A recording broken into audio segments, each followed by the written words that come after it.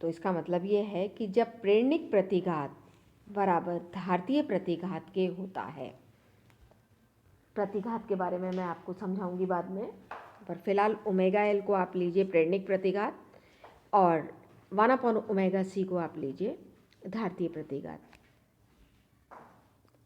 Last turn पे मैं आपको प्रतिघात बता चुकी हूँ कि अगर सर्किट में सिर्फ L लगा हुआ हो तो जो चीज़ रेजिस्टेंस की तरह काम करती है वो प्रेरणिक प्रतिघात कहलाता है, उसको ओमेगा एल से डिफाइन करते हैं। और अगर सर्किट में केवल C है तो जो चीज़ रेजिस्टेंस की तरह काम करती है वो धारतीय प्रतिघात कहलाता है, दैट इज़ 1/ओमेगा c, inductive reactance and capacitive reactance. तो जो आपकी प्रवाहित धारा है मैक्सिमम हो,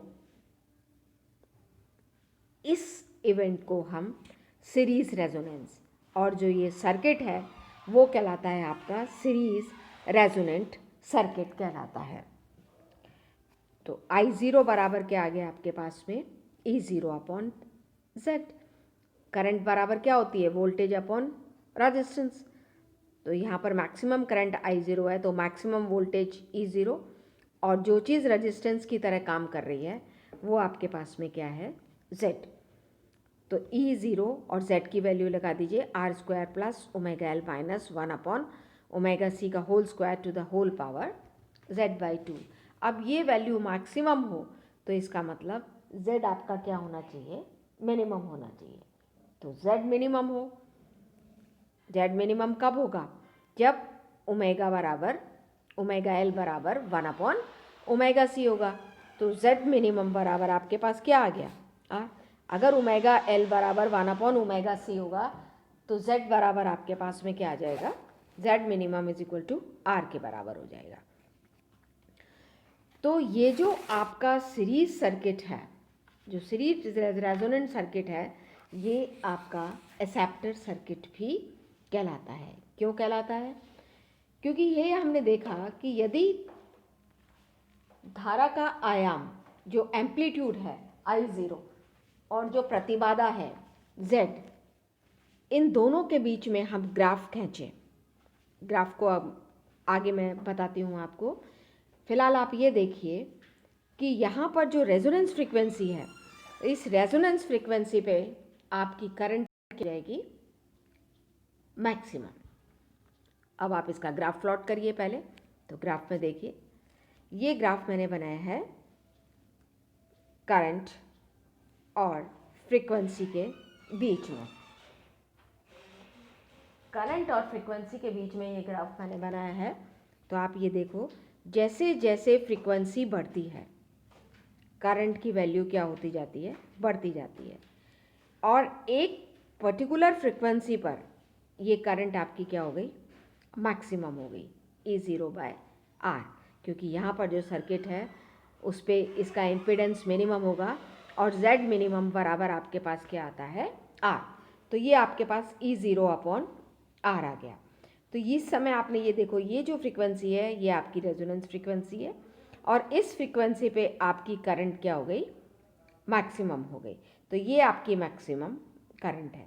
और फिर उसके बाद जैसे जैसे फ्रीक्वेंसी बढ़ती है इसकी वैल्यू क्या होती जाती है, कम होती जाती है। और ये जो दो पॉइंट हैं, ये जो दो पॉइंट हैं, यहाँ पर जो करंट है वो मैक्सिमम करंट की बाय √2 होती है।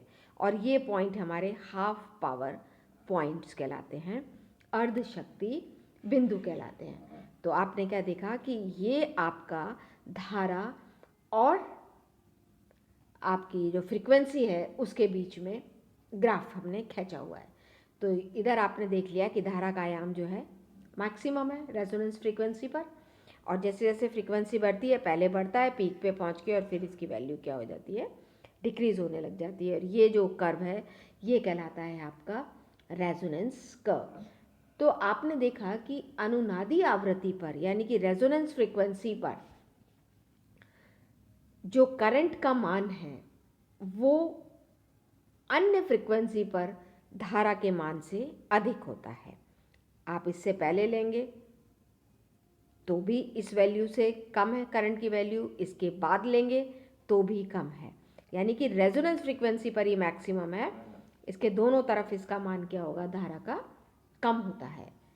अब इसके अगेंस्ट अगर हम इम्पिडेंस का ग्राफ खींचें, इम्पिडेंस वर्सेस फ्रीक्वेंसी खींचें, तो आप देखिए उस समय क्या होता है कि जब रेजोनेंस फ्रीक्वेंसी है तो प्रतिबाधा आपकी ज़ीरो नहीं होती, मिनिमम होती है, Z मिनिमम। तो ये आपका रेजोनेंस फ्रीक्वेंसी वैल्यू है इसकी प्रतिबाधा की R के बराबर। तो आपने क्या देखा कि अनुनादी आवृत्ति पर प्रतिबाधा न्यूनतम होने के कारण अनुनादी आवृत्ति पर धारा परिपथ में सुगमता से प्रवाहित हो जाती है। इसलिए जो आपका सीरीज सर्किट है वो एक्सेप्टर सर्किट कहलाता है। और ये जो ग्राफ है इसमें भी आप देखिए कि रेजोनेंस फ्रीक्वेंसी पर इसकी वैल्यू क्या है, मिनिमम है, कुछ वैल्यू है इसके पास, ज़ीरो नहीं है, नहीं तो ये ग्राफ आपका यहाँ होता। और आप देखो कि जैसे जैसे आपकी फ्रीक्वेंसी बढ़ रही है, जैसे जैसे आप रेजोनेंस फ्रीक्वेंसी की तरफ पहुँच रहे हैं, तो पहले आपका जो ये इम्पिडेंस है वो धीरे धीरे धीरे धीरे क्या होता जा रहा है, कम होता जा रहा है। और रेजोनेंस फ्रीक्वेंसी पे ये क्या हो गया, मिनिमम हो गया। और उसके बाद जब आप फ्रीक्वेंसी बढ़ाएंगे तो इसकी भी वैल्यू क्या है, बढ़ेगी। और फिर ये इस तरीके से, तो इसका ग्राफ इस तरीके से आएगा और रेजोनेंस वर्क आपका इस तरीके से आएगा। तो इम्पिडेंस वर्सेस फ्रीक्वेंसी का ग्राफ ये है। रेजोनेंस फ्रीक्वेंसी पर इम्पिडेंस मिनिमम होगा और रेजोनेंस फ्रीक्वेंसी पर करंट मैक्सिमम होगी। ये है आपका सीरीज रेजोनेंस। अब हम बात करते हैं क्वालिटी फैक्टर, विशेषता गुणांक। सीरीज रेजोनेंस के कैरेक्टरिस्टिक जैसे उसकी सेलेक्टिविटी उसके क्वालिटी फैक्टर पर डिपेंड करती है। क्वालिटी फैक्टर यानी कि विशेषता गुणांक परिपथ में प्रति चक्र व्ययित ऊर्जा के सापेक्ष उसकी ऊर्जा स्टोर क्षमता को डिफाइन करता है। यानी कि Q बराबर क्या होता है, इसका फॉर्मूला है 2 pi into maximum stored energy, अधिकतम संग्रहित ऊर्जा, डिवाइडेड बाय पर साइकिल जो पावर लॉस हो रहा है, जो पावर खर्च हो रही है, व्ययित ऊर्जा। और अगर इसको पावर की फॉर्म में लेंगे तो 2 पाई बाई टी आ जाएगा, मैक्सिमम स्टोर्ड एनर्जी अपॉन जो आपकी पावर खर्च हो रही है वो। LCR सर्किट में ऊर्जा जो स्टोर होती है वो केवल प्रेरकत्व L और धारिता C में होती है। जब करंट मैक्सिमम होती है, जब करंट मैक्सिमम होती है तो जो प्रेरकत्व है, जो आपका इंडक्टेंस में स्टोर्ड एनर्जी मैक्सिमम होगी 1/2 Li0 square when current maximum. परंतु इस स्थिति में जो संधारित्र है उस पर चार्ज क्या होगा, ज़ीरो होगा। इसी तरीके संधारित्र में जब कर चार्ज मैक्सिमम हो तो मैक्सिमम स्टोर्ड एनर्जी होती है 1/2 Q0 स्क्वायर C। पर इस समय जो आपका इंडक्टेंस है उसमें एनर्जी स्टोर्ड नहीं होगी, इस समय उसमें प्रेरण कुंडली में धारा का मान ज़ीरो होगा, जिससे संग्रहित ऊर्जा उसमें क्या होगी, ज़ीरो होगी। तो जो मैक्सिमम स्टोर्ड एनर्जी है वो आपकी क्या होगी, 1/2 Li0 square is equal to 1/2 Q0 square by C। और LCR सर्किट में जो पावर लॉस होता है, जो पावर आपकी व्यय होती है, वो केवल रेजिस्टेंस में ही होती है। तो रेजोनेंस कंडीशन में जो एवरेज पावर है वो आपके पास क्या होगी, क्योंकि हमें पता है कि एवरेज पावर क्या होती है, I²R। पर यहाँ पर RMS वैल्यू लेंगे, AC में जो करंट होती है उसकी RMS वैल्यू आती है रूट मीन स्क्वायर वैल्यू, और RMS वैल्यू कितनी होती है, पीक वैल्यू का बाय √2। तो ये आपके पास हो गया RI0/√2 होल स्क्वायर। तो आपके पास में जो क्वालिटी फैक्टर है वो कितना आ गया, 2 pi by T 1/2 Li0 square maximum stored energy upon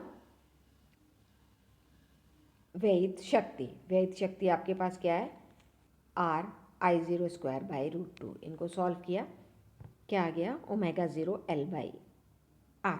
similarly हम इसको 1/2 Li0 स्क्वायर की जगह कैपेसिटर की एनर्जी भी ले सकते हैं, 1/2 Q0 square by C R I0 square by √2। तो अपने पास क्या आ गया, 1/ओमेगा 0 सी आर। तो ये दोनों केसेस में आपके पास में, एक केस में आपके पास क्वालिटी फैक्टर ये है और क्वालिटी फैक्टर आपका ये भी है। तो क्वालिटी फैक्टर आपका ये भी हो सकता है ओमेगा 0 L बाई आर, और अगर सी की फॉर्म में ले रहे हैं तो 1/ओमेगा 0 सी आर। अब हमारे पास आता है bandwidth, half power frequency and bandwidth. तो ये तो हमें पता है कि किसी भी फ्रीक्वेंसी पर, किसी फ्रीक्वेंसी ओमेगा पर जो परिपथ में प्रवाहित धारा है वो कितनी है, E0 अपॉन इम्पिडेंस। और इम्पिडेंस कितना है, R0 R square plus omega L minus 1/ओमेगा C का whole square to the whole power 1/2। But at resonance frequency omega 0 ये आ जाएगा, मैक्सिमम हो जाएगा, अभी हमने देखा है। और उसकी वैल्यू कितनी हो जाएगी, E0 बाई आर, क्योंकि eight resonance frequency omega L बराबर 1/ओमेगा C, और ये Z किसके बराबर हो जाता है, मिनिमम R के बराबर, और ये आपके पास बन जाती है।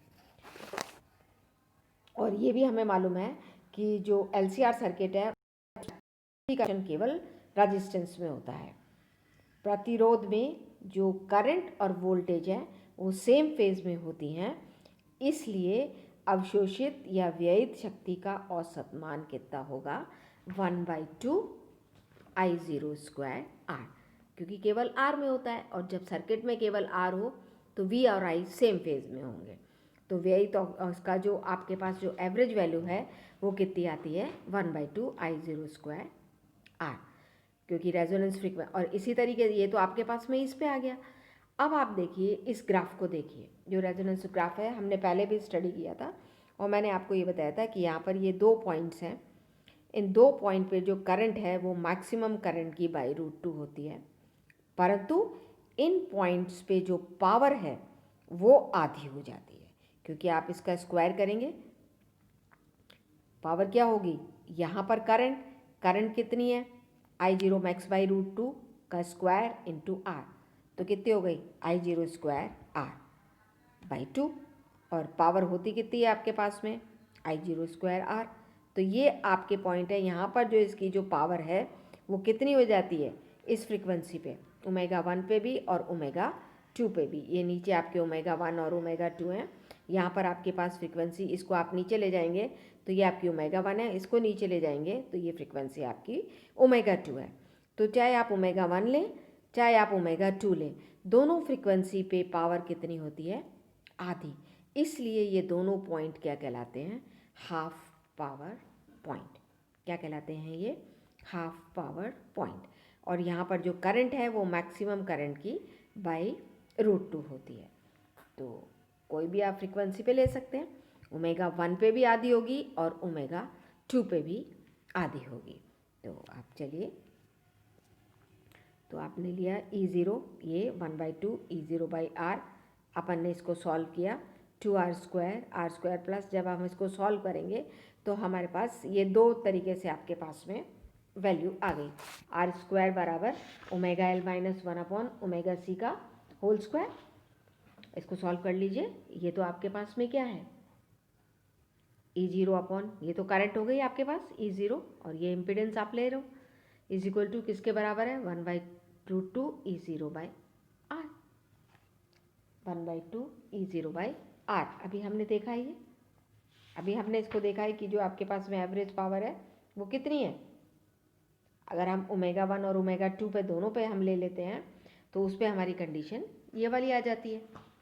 तो इस कंडीशन को जब हम, इसकी वैल्यू जब हमने रख दी तो आपके पास में ये चीज़ आ गई। इसको सॉल्व करिए तो इसको हम इस तरीके से भी लिख सकते हैं, 1/ओमेगा C माइनस ओमेगा L का whole square, R square plus minus R, root को हटाएंगे। अब हाफ पावर पॉइंट्स पर फ्रीक्वेंसी क्या है, एक पे ओमेगा 1 है जो ओमेगा 0 से पहले वाली ओमेगा 1 और ओमेगा 0 के बाद वाली ओमेगा 2। तो ये ओमेगा 0 से पहले वाली है तो कम हो गई, और ओमेगा 2 ओमेगा 0 से बाद वाली है तो ये ज़्यादा हो गई। तो इसको लोअर कट ऑफ फ्रीक्वेंसी कहते हैं, इसे हायर कट ऑफ फ्रीक्वेंसी रहते हैं। अब आप इसको ले लीजिए ओमेगा 1 के लिए 1/ω1c minus ω1L is equal to plus R, and omega 2 के लिए 1/ω2c minus ω2L is equal to minus R. अब ये दो इक्वेशन आ गई, एक बार इनको ऐड कर लीजिए और एक बार इनको सब्ट्रैक्ट कर लीजिए। तो जब हम ऐड करते हैं तो इक्वेशन तो हमारे पास आता है ω1 ω2 is equal to 1/LC, and 1/LC क्या है, ω0² रेजोनेंस फ्रीक्वेंसी। जब हम इसको ऐड करते हैं तो हमारे पास ये चीज़ आ जाती है, तो इसको ध्यान रखिएगा ω1 ω2 is equal to 1/LC is equal to ω0²। और जब हम इसको सब्ट्रैक्ट करते हैं तो हमारे पास आता है ω2 माइनस ω1, ये चीज़ आ जाती है पूरी। अब इसमें आप देखिए ω1 ω2 को अभी हमने देखिए किसके बराबर आया है, जब हमने ऐड किया था तो ω0² के बराबर। यहाँ वैल्यू रख दीजिए ω0², सारी आपने वैल्यू रख दी। ω0² क्या है 1/LC, सब रख के हमारे पास क्या आ गया 2ω, क्योंकि ये क्या बन गया 1/LC रखेंगे तो C तो कैंसिल हो गया, L ऊपर चला गया, तो 2ω2 माइनस ω1L हो गए, that is equal to 2R। ω2 minus ω1 is equal to R/L। तो ω2 माइनस ω1 क्या है, आपको अगर कर्व ध्यान हो तो उसके ये जो बीच का हिस्सा है कर्व का वो कहलाता है बैंड विड्थ। तो ω2 माइनस ω1 क्या है, बैंड विड्थ, और किसके बराबर हो गई ये R/L के। बैंड विड्थ किसके बराबर है R/L के। तो जो आपकी जो क्वालिटी फैक्टर है, अब आप देखिए बैंडविड्थ किसके डायरेक्टली प्रोपोर्शनल हो गई, bandwidth is directly proportional to resistance. Quality factor क्या होता है, आप निकाल चुके हो ω0 L/R, या L/R की जगह आप क्या लिख सकते हो इन टर्म्स ऑफ बैंडविड्थ 1/बैंडविड्थ, तो ω2 माइनस ω1, यहाँ से आपने वैल्यू पुट कर दी। तो bandwidth is directly proportional to R। Bandwidth क्या है, प्रतिरोध पे डिपेंड कर रही है। प्रतिरोध का मान जितना अधिक होगा बैंडविड्थ उतनी ही अधिक होगी, और अनुनाद भी उतना ही फ्लैट होगा। अब बैंडविड्थ ज़्यादा हो जाएगी तो आपका जो कर्व है वो थोड़ा फ्लैट होगा, और बैंडविड्थ कम होगी तो आपका जो है कर्व में पीक आ जाएगी इस तरीके से, और कर्व क्या होगा, शार्प होगा। अभी हम ग्राफ देखते हैं। And quality factor is inversely proportional to bandwidth. Bandwidth ज़्यादा होगी तो क्वालिटी फैक्टर कम होगा, यानी कि ग्राफ की क्वालिटी अच्छी नहीं होगी, ग्राफ क्या होगा, फ्लैट होगा। और अगर बैंडविड्थ कम होगी तो क्वालिटी अच्छी होगी, क्योंकि रेजोनेंस की हमको शार्प पीक मिलेगी, तो आपका जो रेजोनेंस है उतना ही शार्प होगा। आप ग्राफ से समझिए इसको। अब ये देखिए आप, ये 3 रेजिस्टेंस के लिए लिए हैं, रेजिस्टेंस बहुत ज़्यादा, resistance come and resistance negligible. तो आप देखो जब रेजिस्टेंस नेग्लेजिबल है यानी कि ना के बराबर है, बहुत कम है, तो आप देखो ये इसकी आपका जो ये आपका कर्व है इसकी पीक देखो ये इस तरीके से ऊपर जाता जा रहा है, यानी कि कम होता जा रहा है, कर्व शार्प हो रहा है। तो इसका मतलब क्या है, बैंडविड्थ कम है। बैंडविड्थ तो ये चीज़ बैंडविड्थ कहलाती है। बैंडविड्थ कम हो गई, बैंडविड्थ कम हो गई यानी कि क्वालिटी बढ़िया हो गई, because this is inversely proportional to. अब आर इस नागन्य से थोड़ा ज़्यादा आ गया, नॉर्मल है। तो आप देखो पीक पहले इतनी शार्प हो रही थी, अब पीक उससे थोड़ी सी चौड़ी हो गई। पीक चौड़ी हो गई यानी कि बैंडविड्थ बढ़ गई, और कर्व की क्वालिटी इससे थोड़ी सी कम हो गई, नॉर्मल हो गई। तो ये आपके पास है। और जब रेजिस्टेंस बहुत ही ज़्यादा हो गया तो आप ये देखिए कर्व आपका ये क्या हो गया, कर्व आपका ये फ्लैट हो गया, इसमें पीक क्या हो गई, कम हो गई। पीक आपको इसमें दिख ही नहीं रही है, इसमें पीक दिख रही है, इसमें थोड़ी कम, मतलब थोड़ा सा फ्लैटर साइड में, और ये बिल्कुल ही फ्लैट हो गया।